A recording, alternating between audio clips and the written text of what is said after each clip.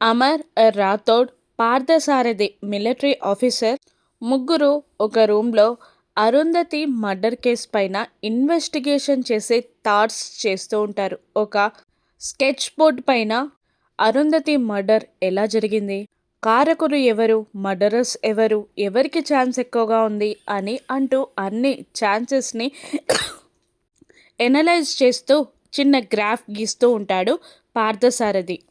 అరుంధతిని లారీతో గుద్ది యాక్సిడెంట్ చేసింది బాబ్జీ. బాబ్జీకి కాంట్రాక్ట్ ఇచ్చింది ముగ్గురు కాంట్రాక్టర్స్ అని రాస్తూ ఉంటాడు పార్థసారథి.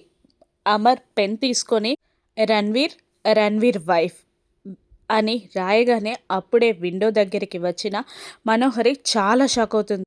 వీళ్ళ దగ్గర నుంచి ఎంక్వైరీ స్టార్ట్ చేయండి అని అమర్ చెప్పగానే రాథోడ్ కరెక్ట్ ట్రాక్లోనే ఉన్నాడు సార్ అని చాలా సంబరపడిపోతాడు. అలాగే సార్, మీకు చెప్పినట్టే వారం రోజుల్లోగా అసలు హంతకులను పట్టుకొని మీ ముందు నిలబెడతాను అని పార్థసారథి ఛాలెంజింగ్గా చెప్పగానే అమర్ ఓకే అన్నట్టు తల ఊపుతాడు. ఆ మాటలకి మనోహరి చాలా షాక్ అవుతుంది. తను పట్టుకోగలను అని మీసం మెలేస్తూ ఉంటాడు పార్థసారథి. భయంతో వణుకుతూ ఉంటుంది మనోహరియే అసలంతకురాలు అని అతను పట్టుకుంటాడా? అమర్ మనోహరికి ఏ శిక్ష వేస్తాడు? రాథోడ్ హెల్ప్ చేస్తాడా? రాను ఎపిసోడ్స్లో చూద్దాం. Thank you for watching.